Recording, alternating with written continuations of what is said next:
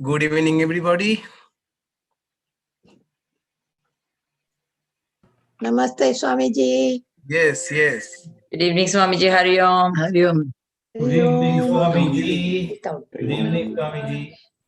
Hari Om. Good evening. Good evening. Good evening, good morning to all of you. Accept my good evening or good morning wishes in accordance with your time zone. Okay. In accordance with your time zone. Good evening, Swamiji. Good evening. Where are you? In Sacramento or Chicago? I came back home, Sacramento. Good. All right. So as you can see, my background is Lotus Pond. The picture was taken just today, this afternoon. Okay.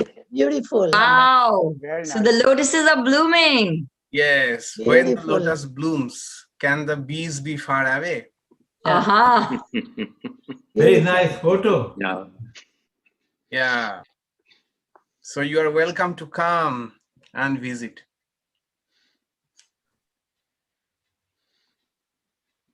All right. Do I need to do anything? Okay.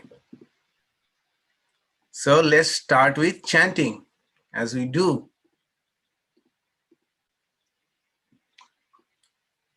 So we have learned to chant Vedic peace chants, 6 Vedic peace chants. So we are just revising. We'll go through them once more. 2 chants every day. So today we shall take up chant number 1 and chant number 2. You already know. Still, we shall chant in call and response first, then together chant along.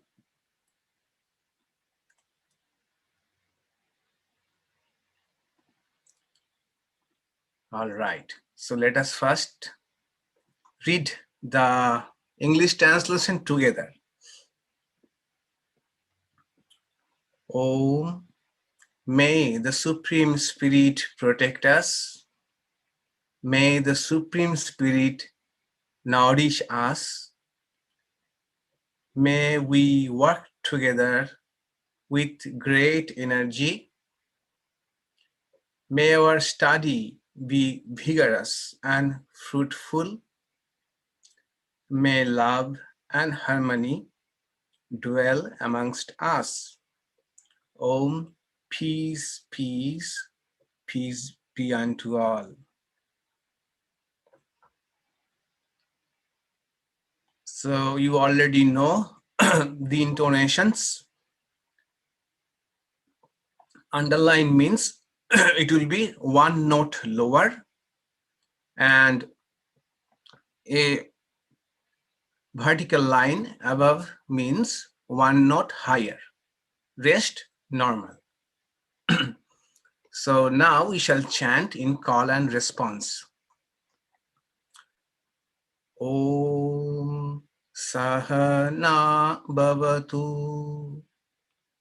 Om Sahana Bhavatu.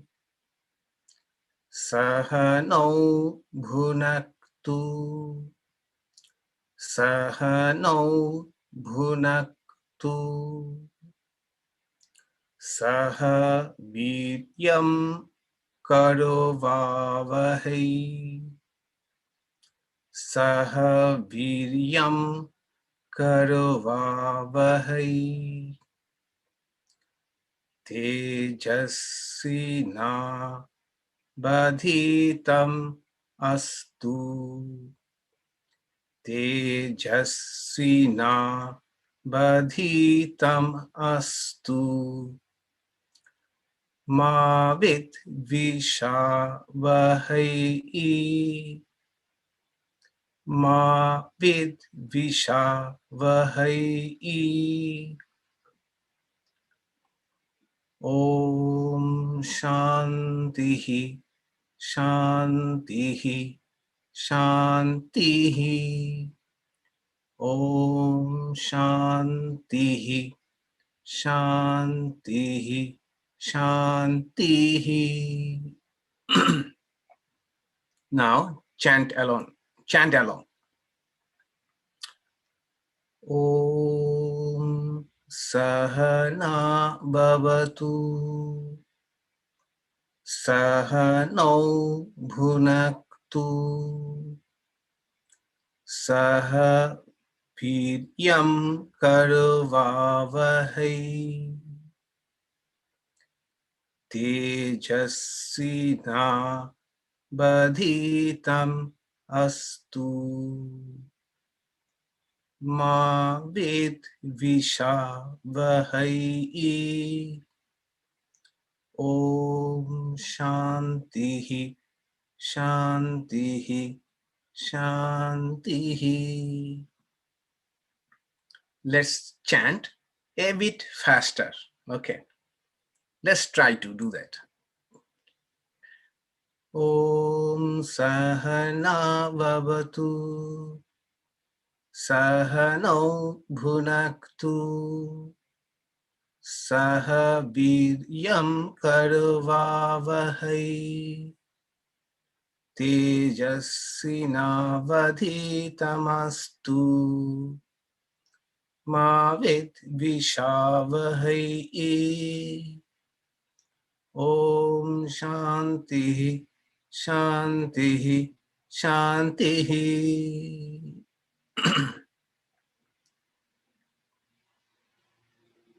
Please chant 2. Samno Mitra. Om, may Mitra be propitious to us, propitious with us. May Varuna be propitious with us. May the Honorable Aryama be propitious with us. May Indra and Brihaspati be propitious with us. May Vishnu with long strides be propitious with us. Salutations to Brahman. Salutations to Vayu. You indeed are the visible Brahman. I proclaim, you indeed are the visible Brahman. I speak the divine truth. I speak the absolute truth. May that protect me. May that protect the teacher. Protect me, protect the teacher. Om, peace, peace, peace be unto all. All right. Om Sham No Mitraha Sham Varunaha. Om Sham No Mitraha Sham Varunaha. Sham No Bhavattaryama. Sham No Bhavattaryama. Sham Na Indro Brihaspatihi. Sham Na Indro Brihaspatihi. Sham No Vishnu Ruru Kramaha. Sham No Vishnu Ruru Kramaha. Namo Brahmane. Namo Brahmane. Namaste Vayo. Namaste Vayo. Tvameva prataksham brahmasi. Tvameva prataksham brahmasi. Tvameva prataksham brahma vadishyami. Tvameva prataksham brahma vadishyami. Ritam Badishyami. Ritam Badishyami. Satyam Badishyami. Satyam Badishyami. Tanmamabatu. Tanmamabatu. Tad Bhaktaramavatu. Tad Bhaktaramavatu. Avatu Mam. Avatu Mam. Avatu Bhaktaram. Avatu Bhaktaram. Om Shantihi. Shantihi. Shantihi. Om Shantihi. Shantihi. Shantihi. Now chant along. So as I have told you earlier, it is sometimes helpful to guide our intonation with the help of a finger or hand. When you are seeing that a lower note approaching, okay, lower your hand or just upper your hand. Om Sham No Mitraha Sham Varunaha Sham No Bhavatar Yama Sham Na Indro Brihaspatihi Sham No Vishnu Rurukramaha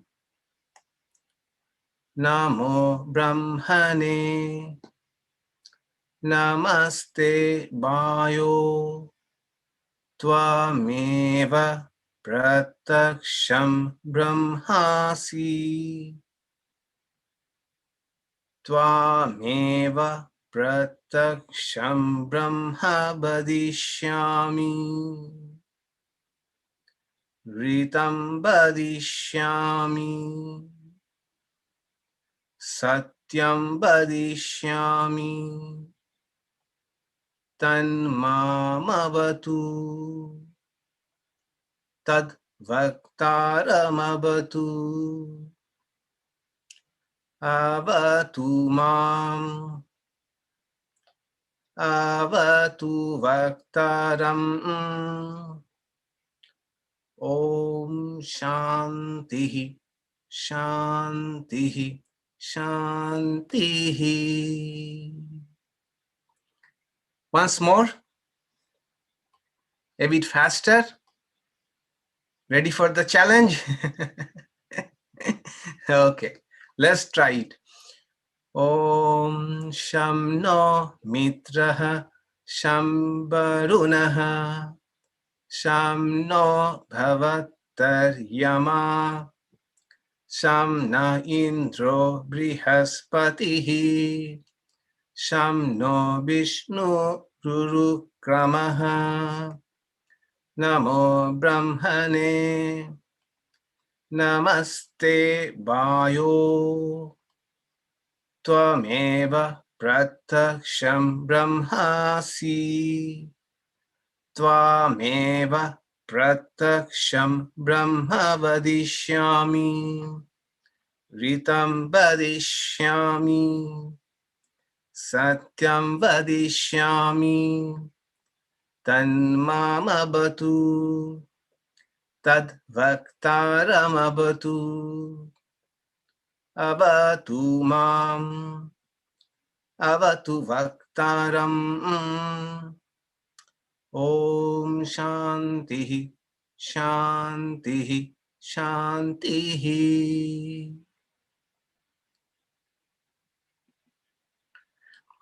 It is said that these chantings should not have any script. One should not learn from any script. Okay, you have to learn it only through listening. it makes sense. Okay. So, yeah, there are people, especially when those who learn it from the very young age, they don't consult the script. Okay. They chant as they listen. And I remember, as I was telling this, that, moving your hand up and down. So in Belur Math, in our headquarters, attached to that, we have a school, Veda Vidyalaya. Okay, from standard 5 to standard 12, which is Sanskrit medium school. Okay, and everything is in Sanskrit. So the boys come there and they learn, and I have been there many times. They learn to speak Sanskrit very quickly because that is what they speak. Then in many programs of Belur Math, they are given an opportunity to chant, and they learn chanting very traditionally. So it is a sight to see these young boys chanting, and when they are chanting with all their hands, doing this in synchrony, they are doing this. It's a sight to see. And one thing more, I don't know you have heard about or not. To memorize these chantings, they do Ghanapatha.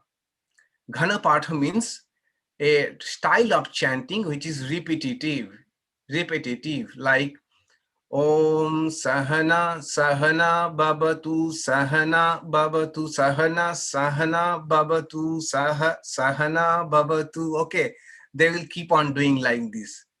So that it gets memorized. Saha viryam kar, saha viryam kar, vavahi saha viryam kar, like this. That is called Ghanapatha. So that is about chanting. Does anybody have any question about today's chanting? I am asking this because sometimes I also do some mistake, and some of you are generous enough to point out my mistakes. So was there anything like that today? Did you notice? Yes, just a minute. Yeah. In the first Vadishyami, is there also an upward inflection? No, I don't think so. Vadishyami are all flat. No. In the second and third, there is an inflection. So that's why I was asking. Is there? Yeah. Upward. Okay.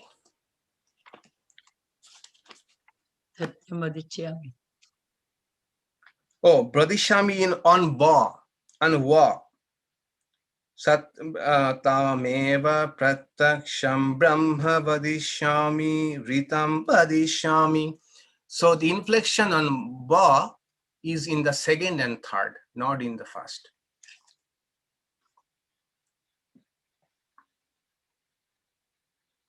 Oh, what is the story? Yeah, inflection. That's a good question. Inflection had their meaning.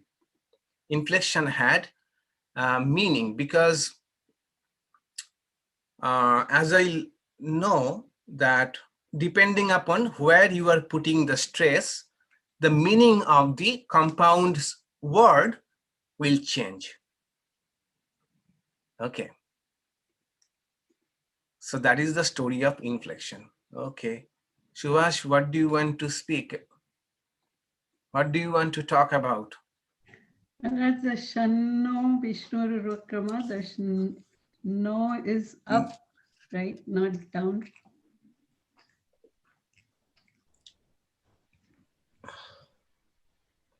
Sham no Vishnu Rurukramaha. Okay. No is down, right? I thought it was up. Yeah, and the script, in my script, how it is? It is low. Oh, okay. Sham no. Okay, I'll correct it.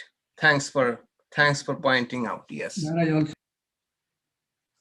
the English one, propitious, should it not be propitious to us? not propitious with us. Oh, propitious to us, right? Is it propitious or propitious? Propitious with us. You said with us, it should be to us. Okay, propitious to us. All right. Thank you. I will correct this too. Good. So, time for Narada Bhakti Sutra. So, we are studying Narada Bhakti Sutra, a text on divine love, Bhakti. Narada first mentioned about what the ecstatic love is, Para Bhakti is, and some of its characteristics that we saw. Essentially, Para Bhakti, the supreme devotion, the ecstatic love, the spontaneous love for God is ineffable, cannot be explained, cannot be described in words. Still, we try to communicate. Narada was trying to communicate with some external signs. And now we have seen that we have come to a place where Narada said in Aphorism 15 that this divine love, although essentially the same, but it manifests in different forms, different styles, or we may say it comes in different flavors in accordance with different practitioners. For example, he said, according to Vyasa, what is the expression of bhakti? Love for ritualistic worship and things like that. Then in Aphorism 17, we saw, according to another sage called Garga. According to Garga, joy in being engaged in listening to, talking to, then singing about divine lila, divine play, different stories related to the divine incarnation. This is a sign of devotion, which we knew by the name, which all go by the name Katha. Kathadishu Uparag, Anurag, Kathadishu iti Garga. Incidentally, today amongst us, we have one such Kathakar, David. David is here. Yeah, David Elliott. So yes, he is a Kathakar. He takes immense joy in studying the Puranas and contemplating them, and for some days, for last few days, he is reading Shiva Purana. He is coming to our Shiva Giri, sitting in front of Shiva and reading it aloud. Reading it aloud to Shiva. Shiva Purana, that is stories about Shiva, and reading it aloud to Shiva. So Katha, that is the, according to Garga, the joy in reading, contemplating, talking about divine play. That is Katha, that is a sure sign of devotion. Now, one question. Question is, there are several teachers of Bhakti. Several sages spoke about Bhakti. For example, another sage is Shaunaka. He also spoke many things about Bhakti. Why did Narada choose these three teachers of Bhakti to give examples? Are these random sampling, random examples, or is there any purpose behind this? So let me know how many of you have briefly even looked at the aphorism 18 that we are going to read today. Okay. Simple meaning even. Good, good. Yeah. I expect it is so. Everybody has some enthusiasm, curiosity. Okay. Whatever it is, irrespective of. So, if you have read the meaning of the aphorism 18, the question is, have you recognized a pattern in these three aphorisms? Is there any pattern you are getting in these successive three aphorisms? All right. We shall see, come to that answer in a bit. So Vyasa said, Dvaito, Vishishtadvaito, and Advaito. Okay. Let's see what we find. Okay. I accept the answers, your answer tentatively. So Vyasa says puja. Puja is a sign of bhakti. Garga said listening to divine plays. Okay. Yes. Answers are pouring in. Good. Let them come. Let them come. But in the meantime, let us have a look at aphorism 18. Okay. This is aphorism 18. Atma rati abirodhena iti shandillaha. So today, another sage, Shandillah. Shandillah, according to him, what is bhakti? Atma rati. Okay. So Shandillah iti abirodhena atma rati. Very simple aphorism. Simple. And the meaning is like this: Shandillah, sage Shandillah, iti says, abirodhena, bhakti is we have to supply. Abirodhena, unbroken. Atma rati, absorption in the bliss of Atma. Absorption in the bliss of Atma.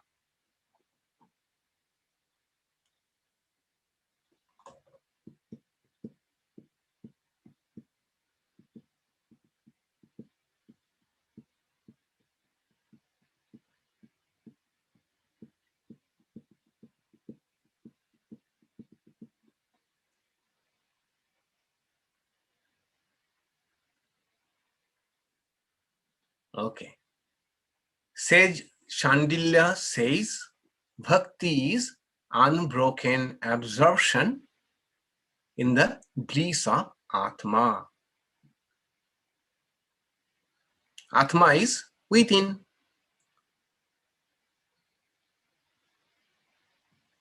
The divine within, God dwelling within.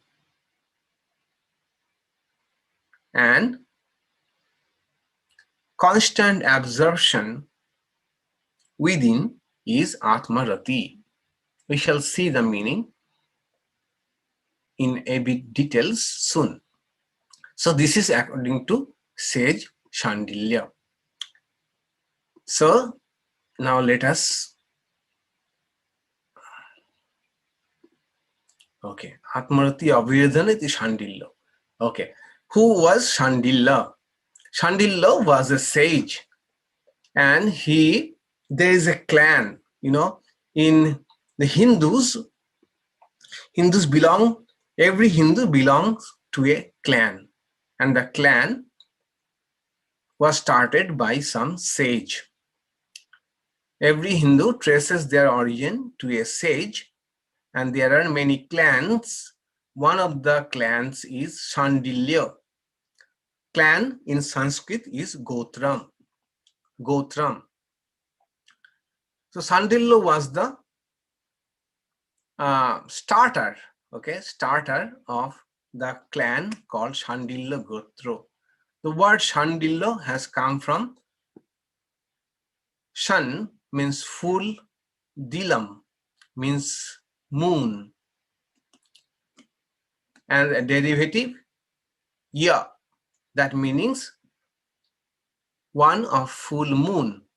That is probably he was a worshipper of moon. Okay. That is the meaning of Shandilya. Shandilya, one who is a worshipper of moon, moon god.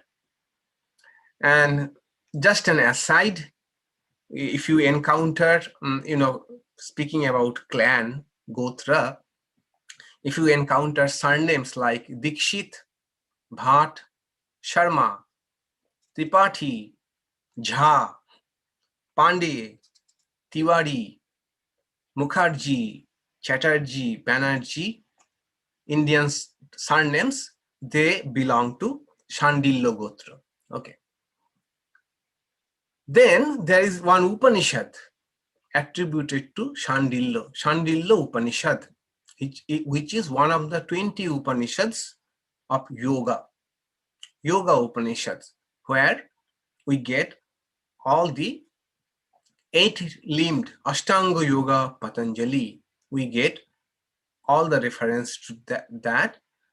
In this Upanishad, Shandilya Upanishad describes yoga practices, all the yoga practices like asana, pranayama, etc., dhyana, samadhi, niyama, etc. Then in Chandogya Upanishad, 3rd chapter, section 14, we find one Vidya. Vidya is a technical word. Vidya means an art of meditation. An art of meditation that leads towards the ultimate goal of Brahman.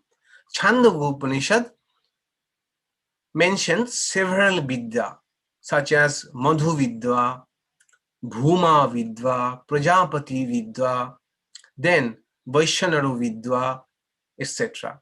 One of them is Shandilya Vidya.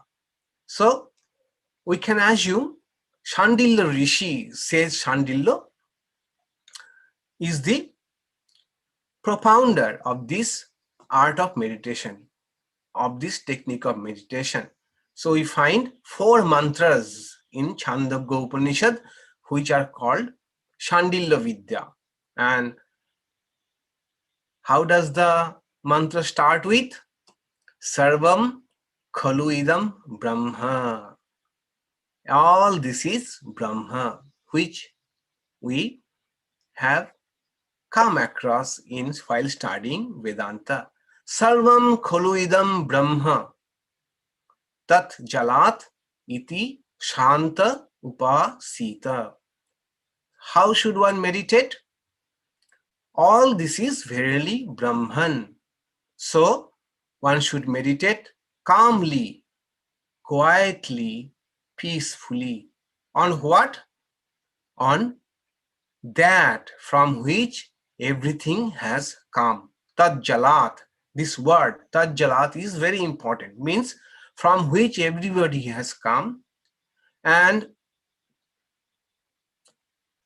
in which everybody rests, everything rests, and to which everything's returned.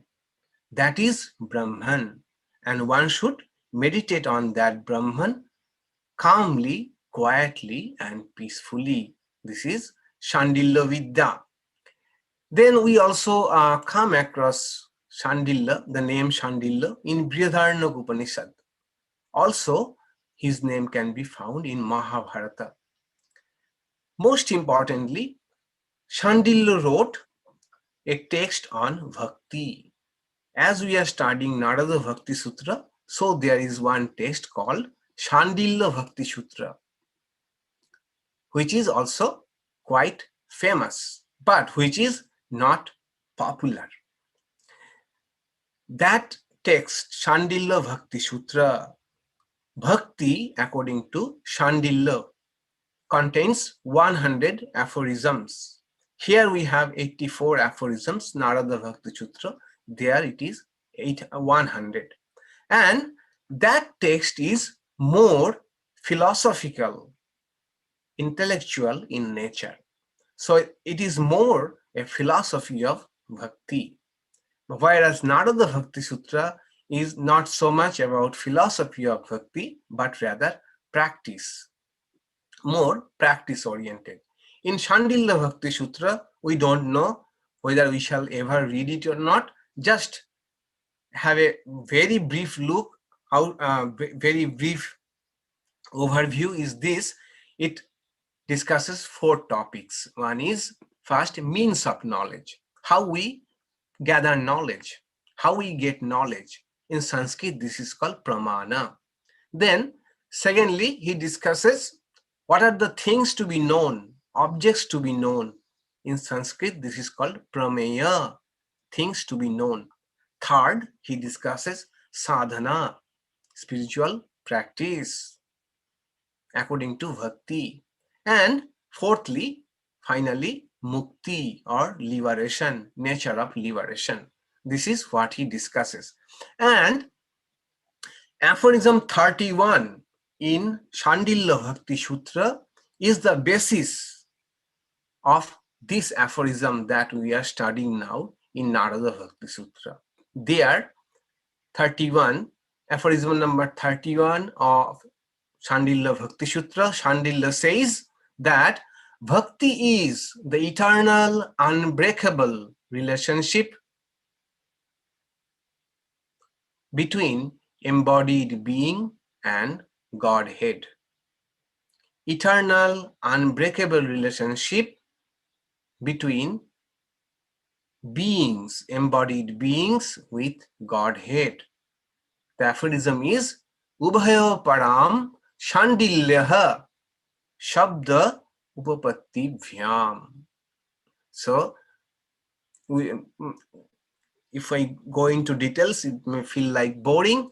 So, there also what Shandilya does is, in aphorism 29 and 30, he takes up 2 views about bhakti, one by sage Shaunaka, another by Badrayana Vyasa. And then he says, according to them, bhakti is this, but according to Shandilya, it is this. So this is the basis of that is all about Shandilya. Shandilya is a sage, so a great sage. Now, one important term here in this aphorism is Atma Rati. This term, if we read Vedanta scriptures, we encounter very often Atma Rati. What does it mean? We should have a clear idea about this term. Literally, it means reveling in Atma. Reveling or being absorbed in the bliss of God within. A constant sense of inner freedom.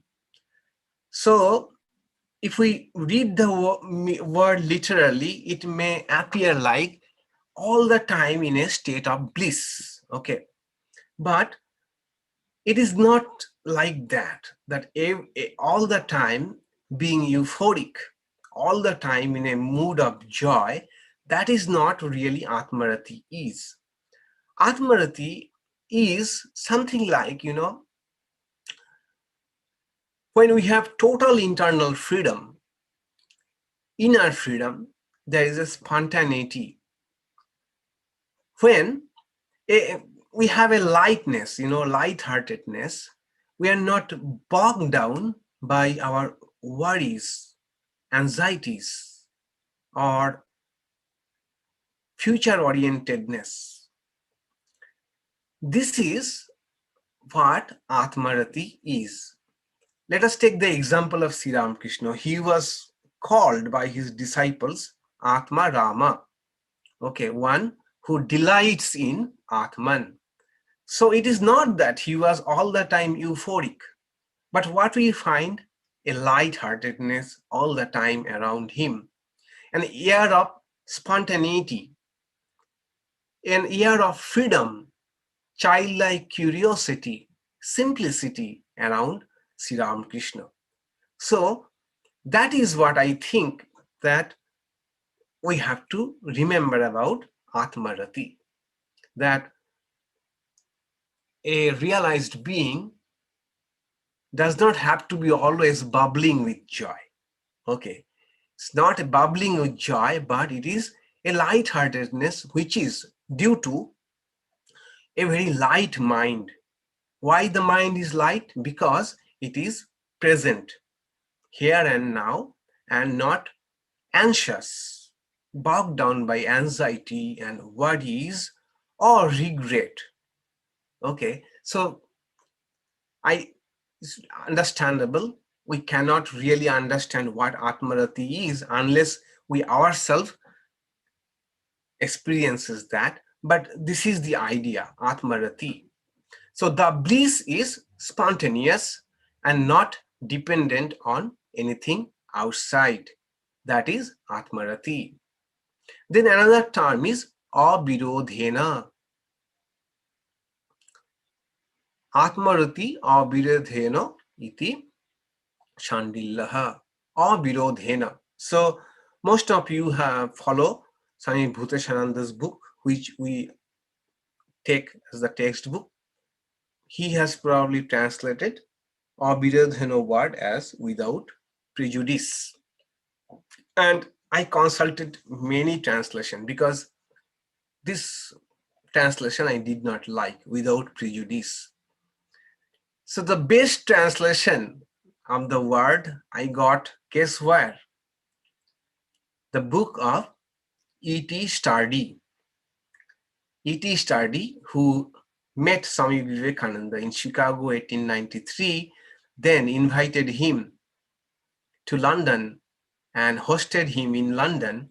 He started translating Narada Bhakti Sutra in 1893 itself, or maybe 95, I have forgotten, maybe 93 itself, with the help of Swami Vivekananda. His book I came across online, and he has translated this word to my satisfaction. Abhidodheno means unbroken. Unbroken absorption in God within is what bhakti is. This is the viewpoint of Shandilya. Okay, now let me see the answers I have got of the question. The question was, is there a pattern in these three aphorisms? Someone says Dvaita, Vishishtadvaita, and Advaita. Okay. How Vishishtadvaita is connected to Katha? Different types of individuals.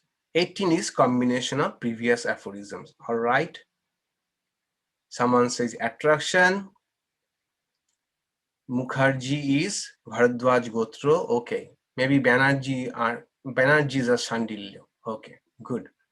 All right. So the answer to this question, that is there a pattern? Pattern is like this.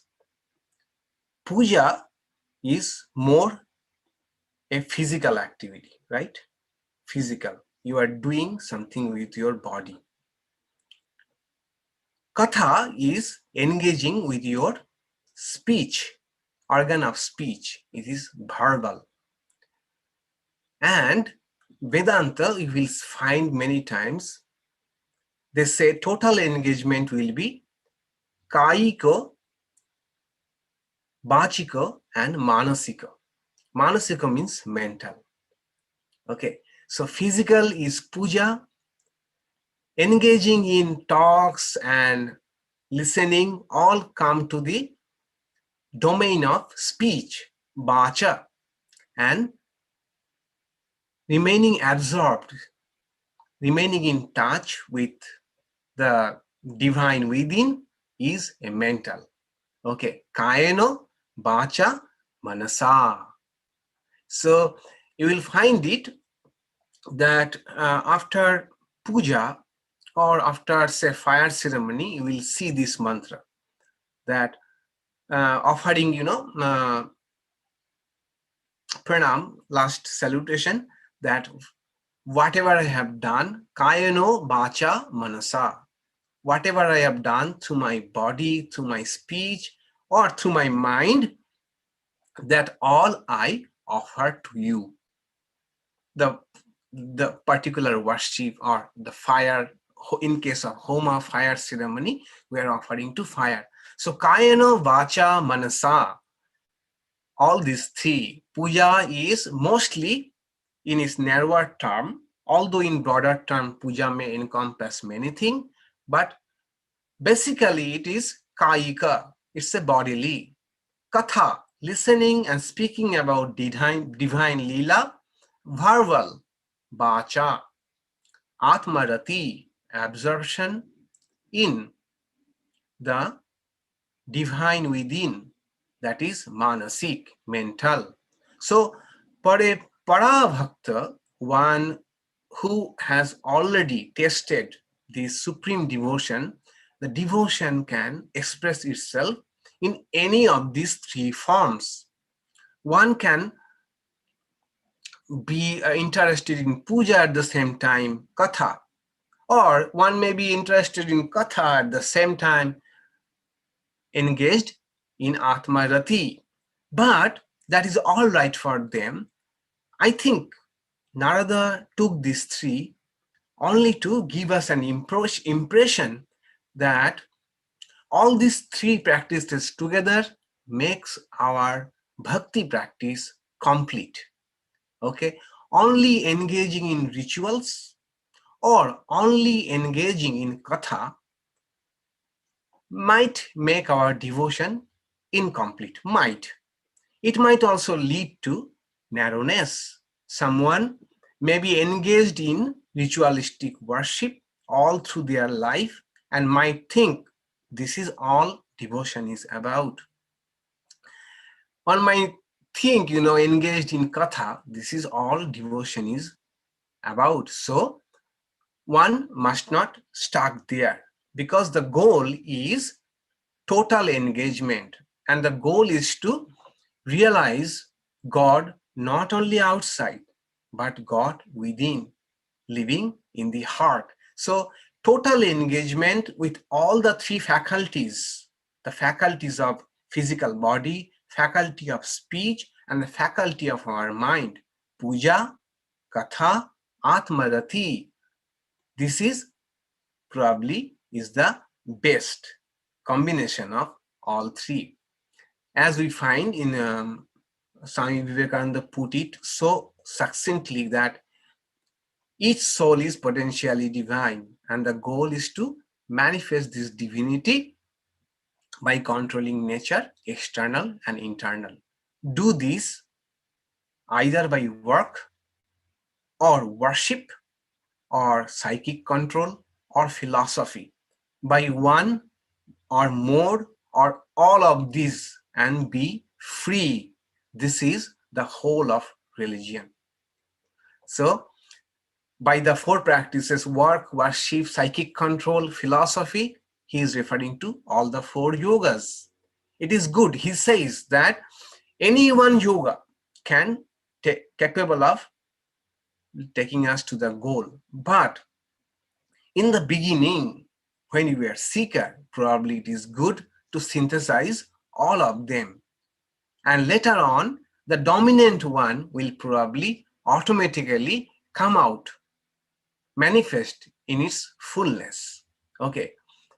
That is why probably I believe Narada took this view of Shandilya, where devotion means dwelling or keeping in constant touch with the divine within, not losing the sight that God dwells within. Not that God is only out and there, but God is also in and here. So trying to find the subtle presence of God within. That is what we find even, in the Bhagavad Gita. Sri Krishna says that Lord resides in the heart of all creatures. Lord resides in the heart of all creatures. 18th chapter, verse number 61. Ishara sarva bhutanam hriddeshe arjuna tishtati. So, of course, and another pattern is that aphorism 16 and 17 were mostly a dualistic manifestation of devotion. Dualistic, right? I am doing worship cannot happen if I do not feel the separation.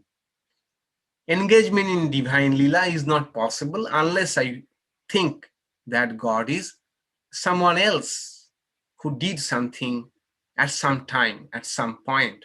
But here is a non-dualistic form of devotion, absorption in the divine bliss within. This is in tune with Acharya Shankara's definition of bhakti in Viveka Churamani, verse number 31. He said there, what is bhakti? Constant thought on one's real nature. Sa sarupa anusandhanam bhakti iti avidhiyate. Sa sarupa anusandhanam, or inquiry into our true nature, or getting in constant touch with our true nature, that is bhakti. So we may say that aphorism 18 is a melting point or a melting pot or meeting point of bhakti and jnana. Those who had a question in the beginning that is it possible to combine bhakti and jnana, we shall come to this again and again, that bhakti and jnana are not separate from each other, divorced from each other. In practices, they may manifest as or appear like different, but they have multiple, meeting points. The summary of this aphorism is, according to Shandilya, unbroken absorption in the bliss of the divine within, or unbroken absorption in the bliss of indwelling divine principle, is a sure expression of bhakti. So having observed, having